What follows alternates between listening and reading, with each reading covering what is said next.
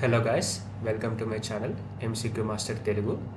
ఈరోజు నేను ఈ ఇంగ్లీష్లో ఫిల్ ఇన్ ద బ్లాంక్స్, నిన్నటి వీడియోలో fill in the blanks part 1 చేశాను. ఈరోజు fill in the blanks part 2 చేస్తున్నాను. ఈ ఫిల్ ఇన్ ద బ్లాంక్స్ చేయడం వల్ల మనకి ప్రిపోజిషన్స్ అండ్ క్లోజ్ టెస్ట్కి సంబంధించి బాగా బెనిఫిట్ అవుతుంది. అండ్ నా ఛానల్కి మీరు కొత్తగా వచ్చినట్టయితే, నేను ఈ ఛానల్ పెట్టడానికి రీజన్ ఏంటి అంటే, మనం చాలా వరకు యూట్యూబ్లో తెలుగులో చూస్తున్నాము. ఎక్కడ కూడా అంత థియరిటికల్గా ఉంది, కానీ ఎక్కడ కూడా క్వశ్చన్స్ తోటికి సంబంధించి సిలబస్ కవర్ చేద్దామని లేదు. సో నా మెయిన్ ఉద్దేశం ఏంటి అంటే, మనం క్వశ్చన్తో పోతే ఒకేసారి సిలబస్ని కవర్ చేయాలి, క్వశ్చన్స్ కవర్ చేయాలనే ఉద్దేశంతో ప్రీవియస్ ఇయర్ క్వశ్చన్స్ అన్ని తీసుకొచ్చాను. So let's get into the class. మనం ఫస్ట్ క్వశ్చన్ చూద్దాం ఈరోజు. Okay, dash what have you done to your hair, you are looking so odd. దీని అర్థం ఏంటంటే, డాష్ ఏంది నీ జుట్టు ఏంది వింతగుంది అట్లా చూస్తున్నావు అని కటింగ్ వచ్చి. సో ఇక్కడ ఏం రావాలి అంటే, బాదర్, బ్రావో, హుర్రే. ఇది నెగిటివ్ ఎక్స్ప్రెషన్ సంబంధించి ఉంది సెంటెన్స్. ఒకసారి మీరు అబ్జర్వ్ చేస్తే నెగిటివ్ రావాలి. సో ఆన్సర్ వచ్చేసి అయితే గుడ్నెస్ గ్రేషియస్. గుడ్నెస్ గ్రేషియస్ అనే మీనింగ్ ఎందుకు వస్తుందంటే, ఇప్పుడు మనం వైరల్ వీడియో చూసుంటాం, ఓని అమ్మ బంటే అని అడుగుతుందని చూసారు కదా, సేమ్ అదే అనమాట. ఒక సర్ప్రైజ్ చూపించడానికి గుడ్నెస్ గ్రేషియస్, ఏందా జుట్టు ఏందా వాలకమైంది, ఓరి అమ్మ బడవా అని అంటాను చూడు, అలాగనమాట. గుడ్నెస్ గ్రేషియస్ అనేది ఇడియోమాటిక్ ఎక్స్ప్రెషన్ అది. This is an exclamation sentence. The most appropriate word for all the given sentence is goodness gracious. చూసారు కదా, గుడ్నెస్ గ్రేషియస్ అనేది మోస్ట్ అప్రోప్రియేట్. అది గుర్తుంచుకోవాల్సిందే. మనం దానికి రూలు గీలు ఏం లేదు, ఒక సర్ప్రైజ్ ఎలిమెంట్ని వాడుతున్నాం కాబట్టి గుడ్నెస్ గ్రేషియస్ అనేది ఒక ఈడియం లాగా వాడతారు. ఏంది నీ జుట్టితో దారుణంగా ఉంది, వామ్మో అని అంటాం కదా, అదే.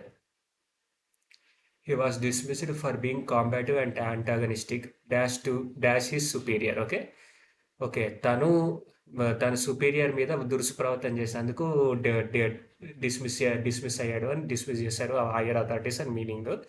కానీ ఇక్కడ ఈ డాష్లో ఏమొస్తుంది, అబౌటా, ఎబోవా, త్రూవా, టువర్డ్సా? సో క్వశ్చన్ చెప్పాలి అని అంటే, he was dismissed for being combat and antagonistic towards his superior లేదా టు హిస్ సుపీరియర్. ఎందుకు అని అంటే, ఇక్కడ ఐవిఈ అని వచ్చింది కదా, ఐవిఈ ప్లస్ టూ అని వస్తుంది ఎప్పుడన్నా సరే క్వశ్చన్. అది రూల్ గుర్తుంచుకోండి, combative and antagonistic towards his superior. Okay, తను ఎవరి పట్ల దురుసుకున్నాడు, సుపీరియర్ పట్ల దురుసుకున్నాడు, సస్పెండ్ అయ్యాడు. టువర్డ్స్ అనేది కరెక్ట్ ఆన్సర్ ఉంది. Towards is our correct answer. Okay, చూడండి, మీరు పాజ్ చేసుకుని ఎక్స్ప్లెనేషన్ కూడా చూడండి. నేను ఈ పీడిఎఫ్ కూడా అప్లోడ్ చేస్తాను, don't worry. Next question. Majorly people find it difficult to part dash any of their money for charitable purposes. Okay, miserly people అంటే పిస్నారి వాళ్ళు అనమాట. మైజర్లీ అంటే పిస్నారి. పిస్నారి అంటే కోట శ్రీనివాసరావు తెలిసిందే కదా, ఆహా నా పెళ్ళంట అదేదో సినిమాలో అప్పటి నుంచి కోట శ్రీనివాసరావు పిస్నారి క్యారెక్టర్లకి ఫేమస్. అలాంటి పీపుల్ డబ్బులు కానీ చారిటబుల్ పర్పస్కి ఇవ్వడానికి ఇష్టపడరు అని. డిఫికల్ట్ టు పార్ట్ అని ఉంది ఇక్కడ. With part with any of their money. Okay, part with any of their money అంటే నా డబ్బుల్ని కొంచెం భాగంగా చేసి ఇవ్వడం. సో పార్ట్ విత్ అని వస్తుంది, లేదా పార్ట్ వేస్ విత్ అని ఉంటేనేమో సపరేట్గా విడిపోవడం అని అనమాట. బట్ పార్ట్ విత్ అని అంటే పంచుకోవడం, షేర్ చేసుకోవడం, లేదా డివైడ్ చేయడం, అలా మీనింగ్ వస్తుంది. Correct answer is the preposition with is the appropriate word for the blank because it means having or possessing in the sentence. It is their money, that's their possession, so it's difficult for them to part with it. Okay, పిస్తున్నారు, డబ్బులు ఇవ్వడానికి ఇష్టపడరు. Okay, from is used to indicate the point in space at which a journey, motion or action starts. Okay, from అనేది ఎందుకు వాడదాం ఇక్కడ సెంటెన్స్లో? From అనేది ఎందుకు రాదు, అబౌట్ అనేది రాదు, ఫర్ అనేది ఎందుకు రాదు, part for any of their money అనేది కూడా రాదు. అబౌట్ అనేది ఎందుకు వస్తుంది, మనకు తెలిసింది, ఎక్స్ప్లెయిన్ చేస్తున్నప్పుడు అబౌట్ వస్తుంది. He is thinking about you అని అంటాం కదా, అలాగా. కానీ ఇక్కడ పార్ట్ వేసి పార్ట్ అబౌట్ యూ అని అంటే రాదు. ఫ్రమ్ అంటేనేమో place. Part from any of their money, part from any of their money అని అంటే అది కూడా మీనింగ్ రాదు. ఇది ఒక ప్లేస్కి సంబంధించింది. ఐఎమ్ ఫ్రమ్ హైదరాబాద్ అంటాం కదా, దానికి సంబంధించి వాడతాము. కాబట్టి ఫ్రమ్ కూడా రాదు. ఓకే, ఫ్రమ్ రాదు, అబౌట్ రాదు, ఫర్ అయితే అసలుకే రాదు. Put your signature dash writing. Okay, put your signature in writing. Okay, ఇంకుకి మ్యాక్సిమం ఇన్నే వస్తుంది, ఇంకుకి. అది గుర్తుంచుకోండి, అది బండ గుర్తు. ఒక 5-6 సార్లు ప్రాక్టీస్ చేస్తే మీకు గుర్తుంటుంది. క్వశ్చన్ అయితే నోట్ చేసి పెట్టుకోండి, క్వశ్చన్స్ అన్ని కూడా ప్రీవియస్ ఇయర్ క్వశ్చన్సే. Okay, signatures are usually made in ink, hence in is the correct answer. Okay, next question. If she like something she will buy it dash much it cost. If she like something she will buy it however much it cost, whatever much it cost, also much it cost, very much it cost. ఈ రెండు అసలు కానే కావు, ఈ ముందే eliminate అయిపోయినాయి. What ever much is cost అని అంటే కాస్ట్ అని అంటే అవ్వచ్చు, ఛాన్స్ ఉంది. But if she like something she will buy it. Whatever much అనేది మ్యాక్సిమం ఎక్కడ మనం చూడలేదు ఇప్పటిదాకా ఇంగ్లీష్ పేపర్లో కానీ ఎక్కడ చదివిన చోట. సో వాట్ ఎవర్ని కూడా నేను ఎలిమినేట్ చేసుకుని హౌ ఎవర్ అని పెడుతున్న answer. Let's get it to it. Nice. How ever is our answer, correct preposition. How ever out the word matching. The dash part of this issue is that the investigation officer himself turned out to be the culprit. Okay. The surprising part of this issue is that అదే ఆ investigation ఆఫీసరే ఆ main murder చేసినాడు అంటే ఈ murder చేసినాడు police వాడు investigate చేస్తున్నాను అంత ఓవరాల్ కల్ప్రిట్ అనేది. ద ఇన్వెస్టిగేటివ్ ఆఫీసర్ అంటే surprising. The most surprising part is ఇది. Primary, major, funniest, the real part of this issue అనేది అసలు అంటే సెంటెన్స్ మీనింగ్ అర్థమయ్యేటట్టు ఉండదు. The major part of this issue is that the investigation officer turn out to be the culprit. Okay, major సర్ప్రైజ్కి సంబంధించింది major కూడా ఉంది. Primary part of this issue, primary part అని అంటే ఇప్పుడు ఇది మ్యాచ్ అవుతుంది. అఫ్ కోర్స్ ప్రైమరీ కూడా ఫస్ట్ పార్టే. The first part of this issue అనేది అలా రాకూడదు. మొదటి భాగం అని కాదు, మేజర్ కానీ ఫన్నెస్ట్ కానీ రెండింటిలో ఒకటి. బట్ నేను ఎగ్జామ్లో ఏం పెట్టానంటే major part of this issue అని పెట్టాను. ఆన్సర్ రాంగ్ అయింది, funnest part of this issue. అంటే మీరు క్వశ్చన్ని చూడండి ఒకసారి, టోన్ ఫన్నెస్ట్ టోన్లో ఉంది. The funnest part of this issue is that the investigation officer himself turn out to be the culprit. Okay, ఎక్కడ కూడా నెగిటివ్ సైన్ ఫీలింగ్ వైబ్ వచ్చినట్లేదు. The funnest part, major part of this అని అంటే చాలా పెద్ద భాగానికి కూడా మీనింగ్ వస్తుంది కాబట్టి మేజర్ ఎలిమినేట్ చేశాడు. బట్ ఆన్సర్ వచ్చేసి ఫన్నీయెస్ట్ అనమాట. మీరు కూడా ఎగ్జామ్లో ఎలాంటి తప్పులు చేయకండి, క్వశ్చన్ నోట్ చేసుకోండి. The adjective primary means chief importance. Okay, principal. The adjective major means important, serious or significant. The adjective funniest means causing laughter or amusement. ఇదిగోండి సర్ప్రైజ్ అంటే అమ్యూజ్మెంట్కి సంబంధించి వచ్చింది ఫన్నీయెస్ట్ పార్ట్ అనేది. సో అందుకని ఫన్నీయెస్ట్ అని పెట్టాడు. The funniest part of this issue is that the investigation officer himself turned out to be the culprit. Okay. While in Rome, we must do Romans dash. ఇక్కడ చూడండి, while in Rome, we must do Romans dash అనేది is doing, was doing, had done, do. So ఏది చేద్దాం. while in Rome, we must do as Romans is doing, Romans was doing. రోమ్లో ఉన్నప్పుడు Romans ఎలాగుంటే మనము అలాగే ఉండాలి అని మీనింగ్ వస్తుంది. కానీ ఇక్కడ చూడండి, డూ ప్రెసెంట్ టెన్స్. సో ఇక్కడ కూడా ప్రెసెంట్ టెన్స్లో ఉండాలి. While in Rome we must do as Romans is doing. ఇది ప్రెసెంట్ కంటిన్యూస్ టెన్స్. ఇది కాదంటే ప్రస్తుతానికి జరుగుతూ ఉంది కానీ ప్రెసెంట్ టెన్స్ కిందకి రాలేదు, ప్రెసెంట్ కంటిన్యూస్ ఇప్పటి నుంచి జరుగుతూ ఉంటుంది ఇంకా. ఓకే, వాస్ డూయింగ్ వచ్చేసరికి పాస్ట్ కంటిన్యూస్ టెన్స్, పాస్ట్ నుంచి ఇప్పటిదాకా చేస్తూ ఉన్నారు, అది కూడా కాదు. హ్యాడ్ డన్ అంటే పాస్ట్లో చేసి వదిలిపెట్టేసినారు, అది కూడా కాదు. సో 3 ఆప్షన్స్ ఎలిమినేట్ అయిపోయినాయి, మనకి డూ ఒక్కటే మిగిలింది. ఆ answer is do. Okay, yeah do. చూసినారు కదా, మనం ఇలాగ ఆప్షన్ ఎలిమినేషన్ చేసుకుంటే వెళ్ళాలి. కొన్ని క్వశ్చన్స్ ద్వారా అయితే మనం ప్రెసెంట్ కంటిన్యూస్, పాస్ట్ కంటిన్యూస్ ఇవన్నీ కూడా చూసాము. Next question, many people may not find the rewards dash with the time and effort required. Okay, many people may not find the rewards dash with the time and effort required. Okay, insignificant, gleeful, cautious, commensurate. Okay, insignificant, many people may not find the rewards insignificant with the time and effort required. ఇప్పుడు 100 రూపాయల పని చేసి వాడు 10 రూపాయలు ఇచ్చాడు అనుకోండి, మనం చేసిన పని ఇన్సిగ్నిఫికెంట్ అనిపిస్తుంది కదా, అలాగంటున్నాడు. సో ఇన్సిగ్నిఫికెంట్ అయ్యే ఛాన్స్ ఉంది. గ్లీఫుల్, కాషియస్ అంటే జాగ్రత్త పడటం, అది అసలు ఈ సెంటెన్స్కి దానికి సంబంధమే లేదు, కాషియస్ అనేది రాదు. గ్లీఫుల్ అని అంటే అయితే డల్ అని మీనింగ్ అనుకుంటా. Gleeful with the time and efforts required అంటే ఇది కూడా మీ మ్యాచింగ్ అవ్వట్లేదు. ఈ 2 ఎలిమినేట్ అయిపోయినాయి, ఈ 2 ఉన్నాయి. లేదంటే నేను కూడా ఇన్సిగ్నిఫికెంట్ అని పెట్టి, ఎందుకంటే నాకు కమెన్సరేట్ అనే మీనింగ్ తెలీదు. కమెన్సరేట్ అని అంటే అది రేషియో ప్రపోర్షనేట్ చేయడం అనమాట. చేసిన దానికి న్యాయం చేయాలి కదా అన్న మీనింగ్ అనమాట. నేను ఇంత చేశాను, కమెన్సరేట్ చేయాలి కదా నా పనికి అని.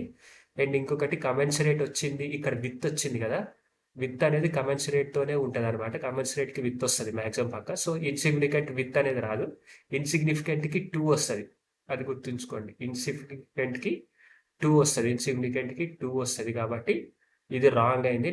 నేను అది నాకు ఎగ్జామ్లో ఎరగలేదు, తర్వాత తెలిగింది. సో మార్క్ టెస్ట్ రాస్తున్నప్పుడు. సో మీరైతే తప్పు చేయకండి. కమెన్సరేట్కి విత్ వస్తుంది, అది గుర్తుంచుకోండి. కమెన్సరేట్ అంటే చెప్పే కదా, చేసిన దానికి న్యాయం చేయడం అనమాట. కరస్పాండింగ్ ఇన్ సైన్స్, importance, quality. Example her job is commensurate with her qualifications. Okay, ఆమె చేస్తున్న ఉద్యోగం ఆమె క్వాలిఫికేషన్కి సరిపడా సమతూగుతుంది అని మీనింగ్ అనమాట. This preposition with this is used with commensurate. Okay, next question. Timely alerts about floods in Bhutan dash a blessing to a Indian villages. Okay, timely alerts about floods in Bhutan. ఈ question చూస్తే మనకు అర్థమైపోతుంది.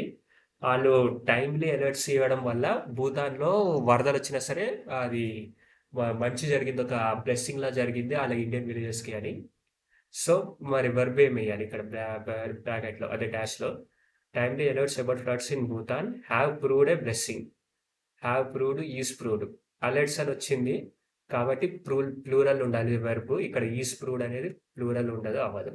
Okay, has proved కూడా singular verb కిందికి వస్తుంది. Timely alerts about floods in Bhutan has proved కాదు, have అని అనాలి. Are proved a blessing to Indian villages. ఇది ప్రెసెంట్ టెన్స్లోకి వచ్చింది. ఇది కూడా ఈ అలర్ట్స్ అనేది పాస్ట్లో జరిగింది. పాస్ట్లో మనకి అలర్ట్స్ వచ్చినాయి వర్షాలు వరదల నుంచి.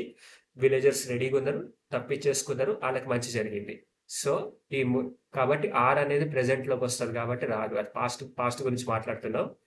Floods in Bhutan a blessing to the village. Okay, have proved అనేది కరెక్ట్ ఆన్సర్ అవుతుంది. Answer is A, have proved. Okay, చూసినారు కదా, have proved is our answer. Subject verb అగ్రిమెంట్కి సంబంధించింది చెప్పాను కదా ఇందాక. పాస్ చేసి ఎక్స్ప్లెనేషన్ చూడండి, మీకు అర్థం కాకపోతే నేను నాకు చెప్పింది ఇదంతా ఉంది. Next question. I shall not desert her dash all the world. I shall not desert her dash all the world. ఇప్పుడు మన లేటెస్ట్గా ఒక నిబ్బాగాడు అంటాడు వచ్చి మన దగ్గరికి, ఆడి నిబ్బితోటి, ఈ ప్రపంచం మొత్తం వదిలేయమన్నా సరే నేను వదిలేని ప్రపంచం కోసం అని. ఆల్ ద వరల్డ్, మొత్తం ప్రపంచం నీకు ఇస్తానన్నా సరే నేను వదిలేని నిబ్బా డైలాగులు ఉంటాయి కదా ఫేస్బుక్ సోషల్ మీడియాలో. సో అదే అనమాట ఇది. లేదంటే ఇక్కడ ఏం రావాలి, I shall not desert her from all the world, with all the world, by all the world, for all the world. డెజర్ట్కి ఫర్ వస్తుంది అనమాట. అంటే ఈ మీనింగ్ ఏంది, నీ కోసం అని చెప్పేసి నేను ప్రపంచం కూడా సమతూగుతుంది నాకు, నేను వదలను ప్రపంచాన్ని కూడా. Okay, desert her, I shall not desert her for all the world. Okay, మీ నిబ్బి కానీ మీ గర్ల్ ఫ్రెండ్ ఉంటే మీ గర్ల్ ఫ్రెండ్కి సెంటెన్స్ పంపించుకొని ప్రపోజ్ చేసుకోండి, I shall not desert you for all the world అని. గ్రామర్ ఎర్రర్, మీ అదృష్టం బాగుంటే మీ లక్ కలిసి రావచ్చు, లేదంటే నేనేం చేయలేను. సో ఇది క్వశ్చన్ అయితే గుర్తుంచుకోండి, ఫర్ అని.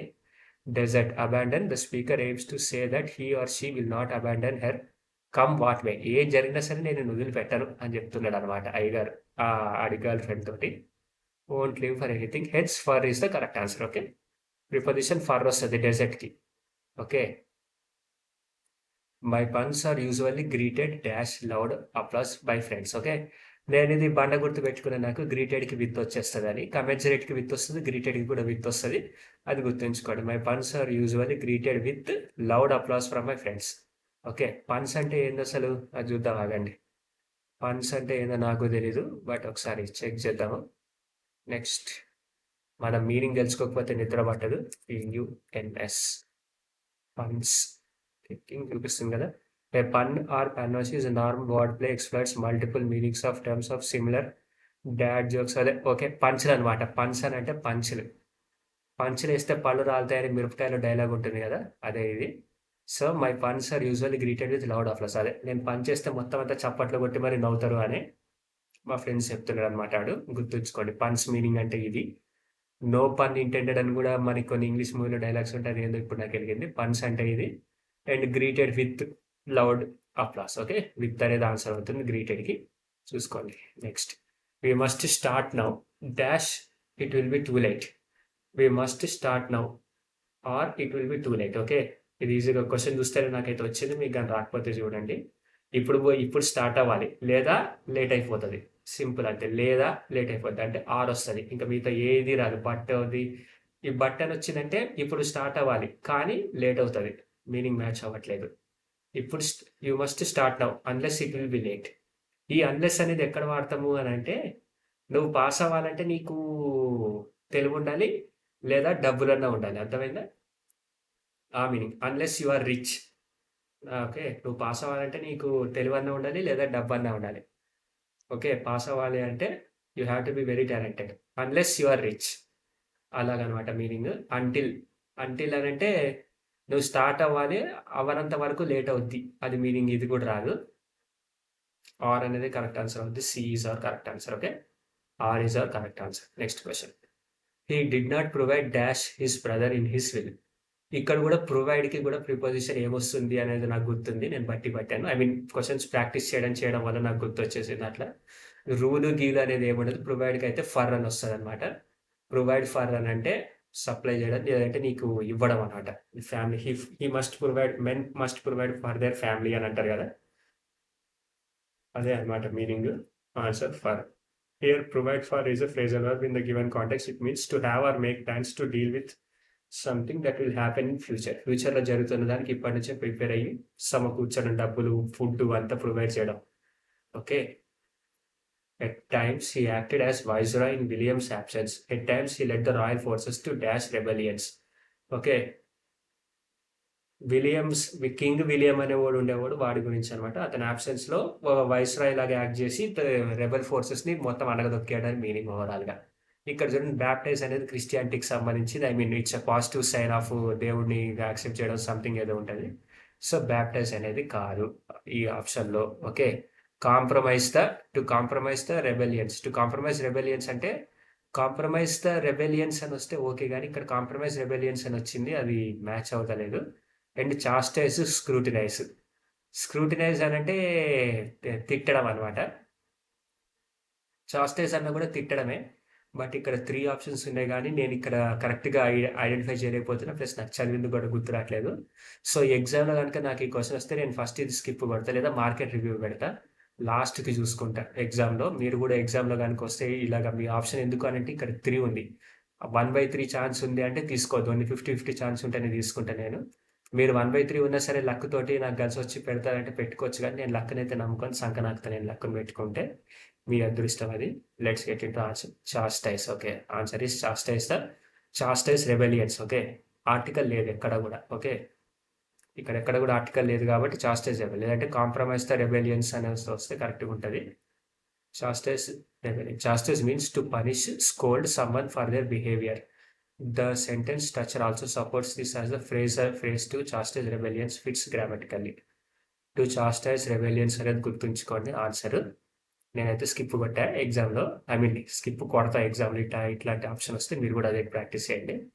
Some times a persons intelligence is not fully appreciated dash he gets an opportunity. ఇదిగో ఇందాక మనం అన్లెస్ గురించి చెప్పాం కదా, ఇక్కడ అన్లెస్ వస్తుంది. ఎందుకనంటే ఒక్కొక్కసారి ఒకటి తెలివిని అసలు ఎవడు అప్రిషియేట్ చేయడు, అంటిల్ అండ్ అన్లెస్ వాడి తెలివి, వాడి సత్తా బయటపడితే తప్ప. అర్థమైందా?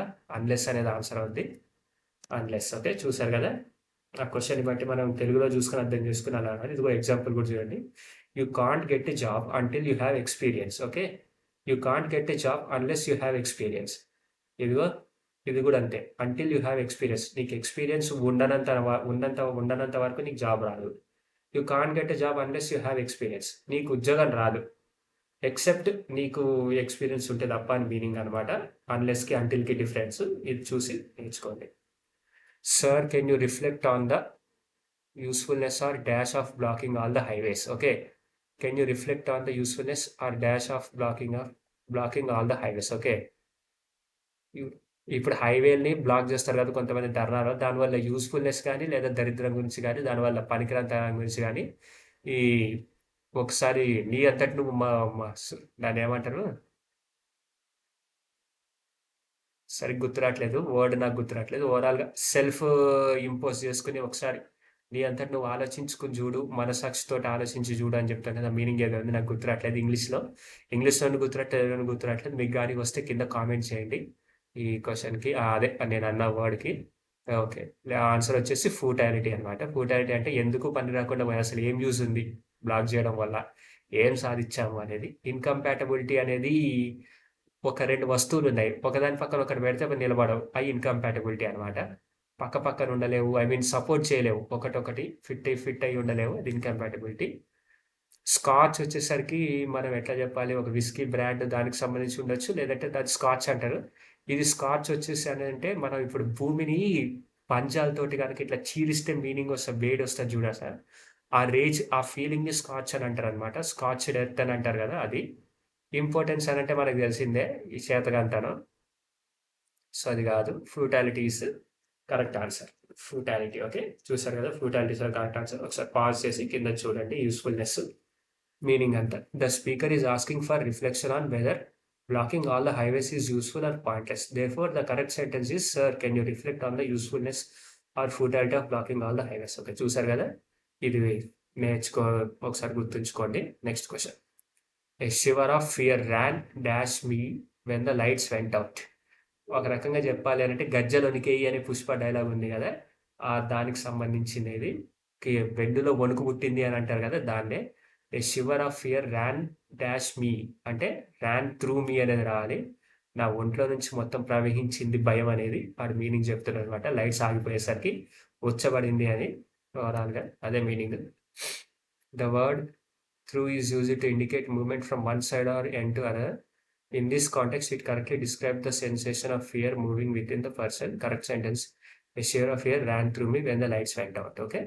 ఇది పాస్ చేసి నోట్ చేసుకోండి. I watched him dash. Okay. I watched him dash. I watched him fell.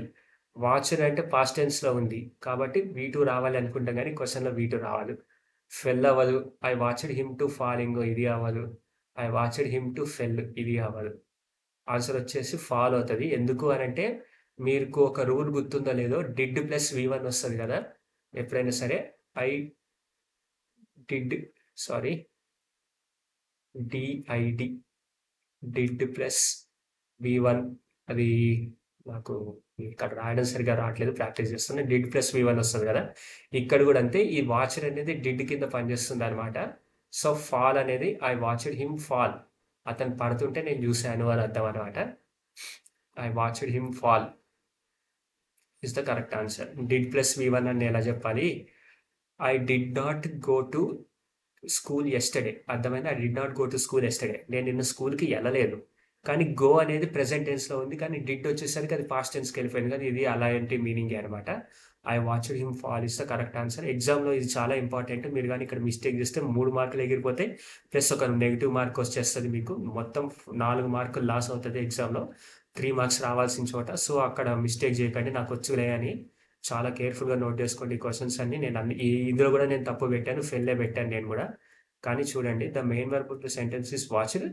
With this verb, we always use the bare infinitive, that is, don't use 2 plus V1.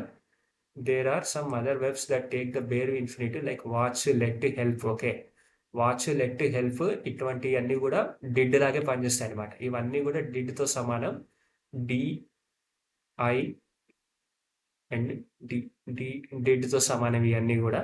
So వీటన్నిటికీ డిడ్కున్న function ఉంటుంది did plus V1 అని. మీరు rule చదువుకుంటారు English practice చేస్తున్నప్పుడు నాకు తెలిసి. So అదే rule note చేసుకోండి. డిడ్ ప్లస్ V1 వచ్చినట్టే ఇవన్నిటికి కూడా V1 వస్తుంది డిడ్ లాగా. Watch, let, help. Okay, let కానీ వాచ్ కానీ హెల్ప్ కానీ ప్లస్ ఇది డిడ్ కానీ V1 తోనే స్టార్ట్ అవుతుంది. ప్రెసెంట్ టెన్స్ అంటే ప్రెసెంట్ సెన్స్ వాడతాం మనం, పాస్ట్ అయినా సరే. My father was very distant but I suppose all men of his generation dash. All men has his generation. Are కావచ్చు, వుడ్ కావచ్చు, దేర్ కావచ్చు, వాజ్ కావచ్చు, వర్ కావచ్చు. కానీ my father was a distant but suppose all men of his generation. Okay, past గురించి మాట్లాడుతున్నాం మనం. ఇక్కడ డిస్టెంట్ అనేది వాజ్ అని వచ్చింది V1. ఓకే, వాజ్ అని వచ్చింది. డిడ్ లేదు ఎక్కడ కాబట్టి మనం V1 రాయము, V2 రాస్తాం ఇప్పుడు. కాబట్టి దేర్ అనేది రాంగ్ అవుతుంది. ఎందుకు అంటే అక్కడ ఉన్నారు, అక్కడ ఉన్న వాళ్ళ గురించి మాట్లాడట్లేదు మనం. My father was very distant but I suppose all men of his generation there. All men of his generation there అనేది ఆ ప్లేస్లో ఉన్న వాళ్ళ గురించి మాట్లాడట్లేదు, ఆ టైంలో ఉన్న వాళ్ళ గురించి మాట్లాడుతున్నాం మనం. కాబట్టి దేర్ రాదు. వాజ్ అంటే singular form. Okay, my all men, ఇక్కడ మెన్ అనేది ప్లూరల్ వచ్చింది. ఇక్కడ వాజ్ అనేది మెన్ రిప్రజెంట్ చేస్తుంది.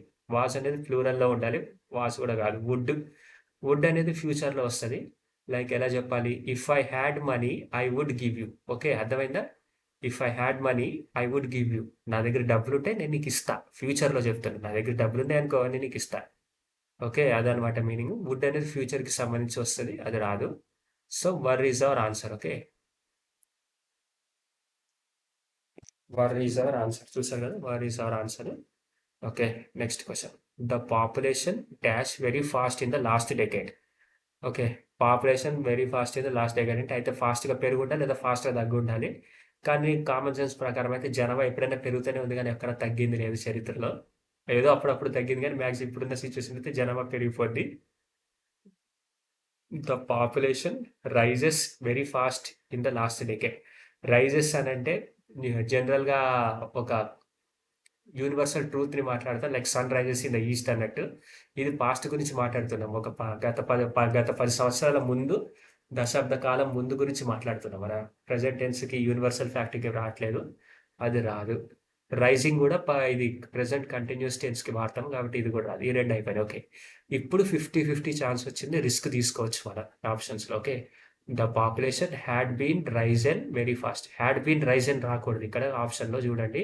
Had been rising, past continuous tense రావాలి, హ్యాడ్ బీన్ రైజన్ రాకూడదు. ఓకే, ఇది కూడా కాదు. ఇంకా మిగిలింది ఒకటి has risen. Okay, has risen ఒక్కటే ఆన్సర్, కరెక్ట్ ఆన్సర్. ఎందుకంటే ద పాపులేషన్ ఇన్ ద పాస్ట్లో ఒక సెట్ ఆఫ్ టైంలో పెరిగి ఆగిపోవాలి, పాస్ట్ పర్ఫెక్ట్ టెన్స్ అవుతుంది, కాబట్టి has reason is our correct answer. Next question, అదే ఎక్స్ప్రెషన్ చూడండి. The present perfect tense which is formed using has plus past perfect. Okay, ఇది ప్రెసెంట్ పర్ఫెక్ట్ టెన్స్, ఇది పాస్ట్ పర్ఫెక్ట్ టెన్స్ అవ్వాలి కానీ present perfect అంటున్నాడు. Okay, present perfect కిందకి వస్తుంది past participle unspecified time before now and were relevant to present, hence has risen. Okay, past నుంచి ఇప్పటిదాకా ఉంది కాబట్టి ప్రెసెంట్ పర్ఫెక్ట్ టెన్స్ కిందకి వస్తుంది. Okay, we won an unprecedented pardon from dash president కజరాయ్ and Gulnaz was freed. Okay, Gulnaz అనేవాడికి president కజరాయ్ వాడు ఒక పార్డన్ ఇచ్చాడని అర్థం అనమాట. లేదంటే ఇక్కడ ఆప్షన్స్ చూడండి, then those at time letter. Okay, ఆ టైంలో ఉన్న ప్రెసిడెంట్ అనేది అర్థం అన్నట్టు, అప్పటి ప్రెసిడెంట్ అని మీనింగ్, కాబట్టి ఆన్సర్ దెన్ వస్తుంది. అది నేను జనరల్లీ ఇంగ్లీష్ చదువుతా ప్రాక్టీస్ చేస్తూ ఉండేసరికి వచ్చింది అది. రూల్ గీల్ అనేది నాకేం తెలియదు, మీకు కానీ రూల్ తెలిస్తే కింద కామెంట్ చేయండి. Then is our answer. Okay, then president కజరాయ్, he was granted pardon from then president కజరాయ్. I am sorry that was unable to see dash of you over the summer. I am sorry that I was unable to see more of you over the summer. Many of you, much of you, many more of you. Okay, ఈ question చూడండి, నాకైతే చాలా confusing ఉంది. నాకు ఏం చెప్పాలో ఏం రాయాలో కూడా తెలియట్లేదు. ఈ క్వశ్చన్ నేనైతే స్కిప్ కొడుతున్నా.